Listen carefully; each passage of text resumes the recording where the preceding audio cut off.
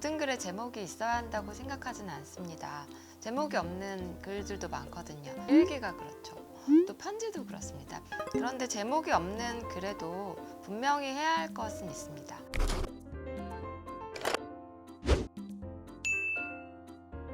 더 나은 글쓰기를 약속합니다. 여기는 써드린 첨삭소입니다. 써드린 첨삭소에서는 다양한 글들을 작가가 직접 첨삭해 드리는데요. 저는 첨삭을 맡게 된 정석영 작가입니다. 반갑습니다. 오늘은 제가 쓴 디즈니 오리지널 시리즈 북극성의 대본집을 가지고 나왔습니다.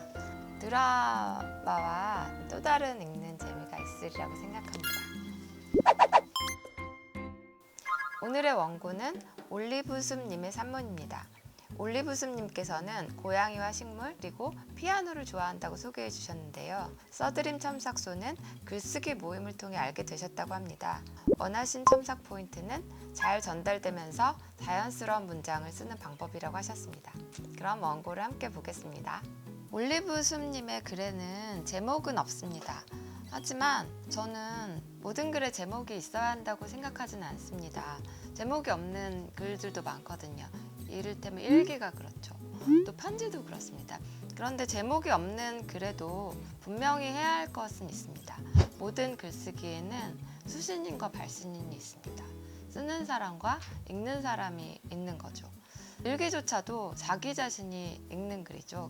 허공으로 흩어지는 것 같은 기도도 듣는 사람이 있으리라고 여겨집니다. 이런 읽는 사람, 듣는 사람이 관계를 통해서 거기에서 바로 글쓰기 전략이 발생합니다. 그래서 아마 이 글은 글쓴이가 자기 자신을 많이 소개하지 않아도 자기 자신을 아는 사람들 사이에서 쓰여진 글인 것 같은 그런 친밀함이 있습니다. 그런데 이 글이 교보문고 써드림 첨삭소까지 오게 됐으므로 자신에 대해서 어쩌면 더 소개하는 전략을 생각해 보셔야 할지도 모르겠습니다. 하지만 저는 우선 글의 내용을 바탕으로 첨삭을 해보려고 하고요. 그리고 또 다른 더 큰 힘은 이 글 속에서 글쓰기가 겪는 변화에 있습니다. 독자는 변화를 좋아합니다. 뜻밖의 변하면 더 좋아하고요. 강해지는 쪽에 변하면 더더욱 좋아합니다. 우리는 모두 힘을 좋아하니까요. 거기다가 그 강함이 따뜻하고 진실한 것이면 제일 좋겠죠. 이 글에는 그 모든 것이 다 있습니다. 26살 엄마 몰래 전셋집을 팔았다. 이것이 첫 문장인데요. 그런데 전셋집을 팔 수가 있나요? 보통은 전셋집을 뺀다고 하죠. 그리고 9개월간 노동쟁이를 벌여 밀렸던 전 회사의 월급도 모두 받아내었다. 그 돈을 합쳐 성상동에 2, 3층 건물 전체를 빌려 학원을 차렸다. 무슨 일이 있었는지는 알겠는데 저는 좀 긴 것 같습니다. 그래서 이것을 좀 간결하게 고쳐보겠습니다. 이 글쓴이의 이런 갑작스러운 시작과 전개가 좋았습니다.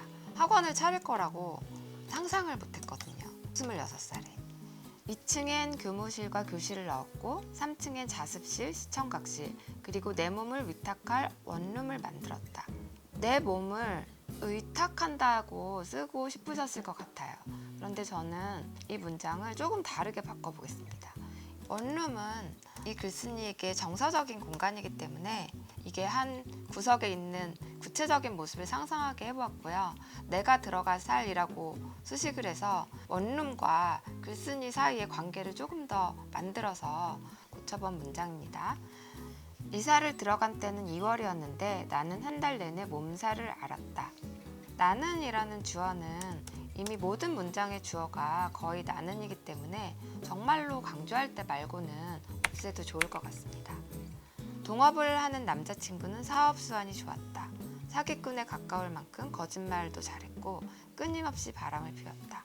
우리는 서로 손찌검을 하고 삿대질을 해가며 싸웠다. 이 부분이 이 흐름에서 좀 놀라운 부분이기도 하고 이 글쓴이의 캐릭터를 잘 보여주는데요.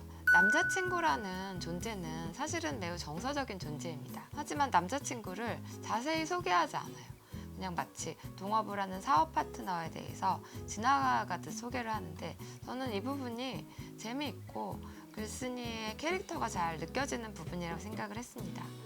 그래서 남자친구를 지나가듯 소개하는 느낌을 더 살려서 문장을 고쳐보도록 하겠습니다. 이 문단은 의외의 등장인물이 나오고 또 의외의 글쓴이의 캐릭터를 보여주지만 여기서 또 다른 전환을 하면 좋을 것 같아요. 쭌을 만난 것은 그 즈음이었다. 다음 문장의 첫 문장을 붙여보도록 해보았습니다. 여기까지 읽으면 아마 독자는 쭌이라는 존재가 사람인지 동물인지 어떤 존재인지 궁금해질 것 같아요. 그래서 다음 문장은 쭌을 소개하는 문장으로 시작해 보겠습니다. 쭌은 고등학교 남학생들이 대응역에서 주워온 슈나이저였다. 더 잘 설명이 될 수 있도록 고등부 남학생들이 학원에 다니는 학생이라는 것을 잘 알 수 있겠죠. 짖지 못하게 성대 수술이 되어 있었고 비쩍 말라 있었으나 걔네들을 계속 따라왔다고 한다.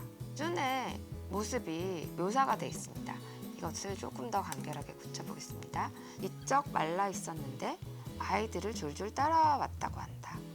나는 선생님 강아지 좋아하세요? 라는 전화를 받았을 뿐인데 다음 순간 정신을 차려보니 불쌍한 강아지를 안고 원룸에 남겨져 있었다. 나는이라는 주어가 모든 문장의 주어이기 때문에 굳이 쓸 필요는 없다고 했지만 이 문장은 써도 좋은 문장인 것 같습니다. 왜냐하면 우리는 원룸에 앉아있는 불쌍한 강아지를 안고 있는 글쓴이를 그려볼 필요가 있거든요. 쭌이 하루 종일 기다려주는 원룸은 예전과 너무 달랐다. 문을 열면 점프를 수십 번씩 했다. 글쓴이의 상태의 변화가 눈에 잘 보입니다. 조금 더 선언적으로 해보고 싶다는 생각이 들었습니다. 그날 이후 원룸은 달라졌다. 문을 열면 쭌이 점프를 수십 번씩 했다. 글쓴이 이제 변화를 보여주는 방향으로 전개되는데요. 글쓴이는 이제부터 이 원룸에서의 달라진 생활을 요약하기 시작합니다. 그 집에서 나는 가장 많은 돈을 벌고 가장 많은 돈을 잃고 남자친구와 헤어지고 사업도 갈라지고 독립하면서 이사하던 날 쭌을 안고 이사 트럭에서 펑펑 울며 떠났다. 갑작스럽게 이 생활이 마무리되는 문단으로 이어지는데요. 하나의 문장 속에 너무 많은 변화가 들어있습니다. 이 문장을 좀 나누고 시간성이 느껴지도록 좀 바꿔보겠습니다. 펑펑 울며 떠났던 기억이 난다 라고 하면서 글쓴이는 이제 당시의 글쓴이가 아니라 지금의 글쓴이로 전환이 되었습니다. 지금은 대출이 1원도 없어야 한다는 최고로 보수적인 성향으로 바뀌었으면서 당시엔 지독한 월세와 다음 달을 내다볼 수 없는 도박 같은 삶을 어떻게 견뎌냈을까? 여기서 주어 나는을 다시 불러왔습니다. 왜냐하면 26살 나가 아니고 지금 변화된 나이기 때문에 다시 한번 이름을 불러줄 필요가 있을 것 같습니다. 저는 이 문장이 굉장히 중요하다고 생각합니다. 읽는 사람들도 어떻게 견뎌냈을까 하는 궁금증을 같이 품게 될 것 같거든요. 하지만 이어지는 문장에는 답이 있지는 않습니다. 하지만 극단적인 모험을 해볼 수 있었던 젊은 날의 치기가 고맙다. 그리고 너무나 추웠던 그 집, 그 방, 그리고 내 강아지 쭌의 점프 환영식도 그림처럼 선명하다. 이어지는 문장에서 저는 내 자신이 고맙다. 이렇게 고쳐보면 어떨까 싶었어요. 문을 열 때마다 뛰어오르던 내 강아지 쭌의 점프가 아직도 잊을 수 없이 생생하니까. 글쓴이의 글은 여기서 끝나는데요. 저는 글쓴이에게 한두 문장을 더 생각해 보기를 권해보겠습니다. 그때 글쓴이는 돈과 남자친구와 성공이 필요하다고 믿었습니다. 하지만 그 모든 것을 다 잃고 쭌과 함께 남겨졌는데요. 지금의 글쓴이는 그 모든 것이 필요 없고 쭌만 있으면 다시 시작할 수 있다고 믿는 것 같습니다. 그러면 쭌은 누구일까요? 쭌은 불쌍한 강아지로 소개가 돼 있죠. 하지만 저는 이 불쌍한 강아지 쭌이 그 당시에 글쓴이 자신이라고 생각합니다. 나와 그리고 불쌍한 자기 자신과 원룸에 남겨진 거죠. 그러니까 사실 글쓴이는 성공도 돈도 남자친구도 필요하지 않았고 자기 자신을 안아줄 수 있는 마음만 있으면 됐을 것 같거든요. 그런 내용이 마지막 문장에 남겨진다면 우리는 글쓴이의 변화가 어떤 것인지 아마 따뜻하게 만져볼 수 있을 것 같습니다. 보습님이 이 글을 다시 읽을 때는 과거의 나를 다시 보고 지금 변화된 나 자신이 이 글을 다시 고치면서 또 다른 자기 자신을 발견하게 되실 수 있으리라고 생각합니다. 첨삭 전문이 궁금하시다면 교보문고 캐스팅 페이지에 자세하게 나와 있으니까요. 영상 하단의 더보기를 클릭해 링크 확인해주세요. 오늘 영상을 보시고 나도 첨삭 받고 싶다, 글쓰기가 어렵다는 생각이 드셨다면 써드림 첨삭소로 글을 보내주세요. 써드림 첨삭소는 언제나 열려 있습니다. 그럼 다음에 만나요.